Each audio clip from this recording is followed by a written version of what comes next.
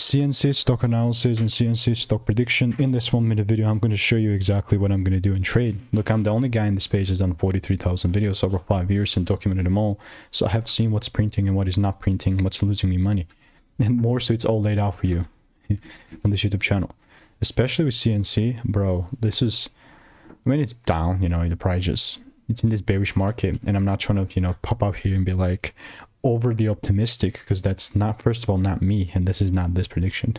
So there's two ways that are about to shift my bearish ideas on CNC, and there is one, if there's a big catalyst, like something fundamentally happens, definitely not going to be close-minded and just take to the bearish side now. And two, if there's a full candle close above 34 35 bucks, you know what I mean? So that's how CNC is looking like.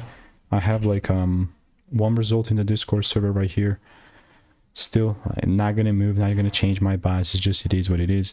If you want my exact jazz and all that good, my picks, Discord, community, and overall my formula to those 10K months, just click the first link in the description. It's absolutely risk-free. 1,200 people have gotten enrolled.